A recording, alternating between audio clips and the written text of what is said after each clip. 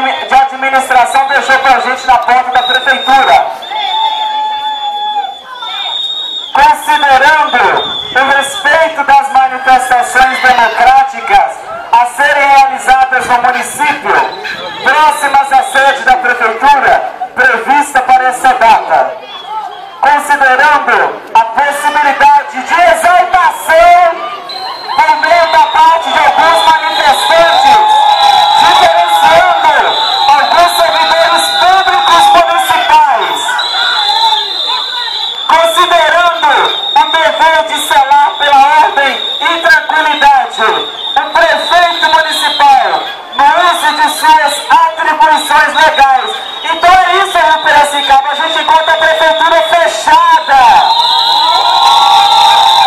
Agora que bagunça, em época de eleição nós não causamos tumulto não. Em época de campanhas políticas nós somos civilizados. Nós só não somos civilizados neste momento. É muito interessante. E queremos dizer...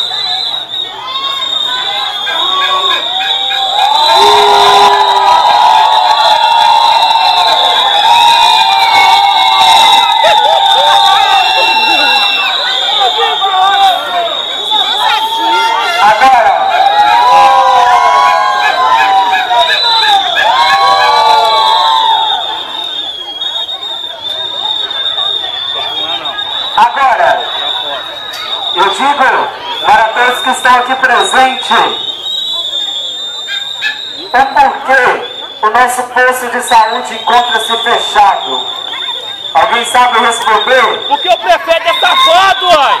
O porquê que a nossa assistência social encontra-se fechada?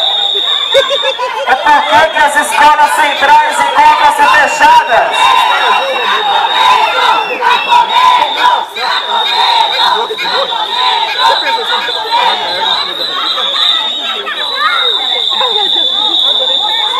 Olha, minha gente, nós somos democráticos, então se tem alguém que saiba responder, fique à vontade, pode usar o microfone.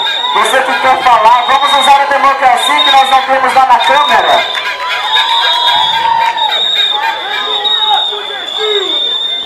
Ô, gente, na hora deles vir pedirem voto, a gente é obrigado a abrir a porta para eles, porque quando a gente quer pedir, eles não abrem a porta pra gente. Cadê o prefeito? Tem que gastar 4 milhões de prefeitura, mas ela tá fechada. E o lema deles, deixa o homem trabalhar, ele tá trabalhando? Não!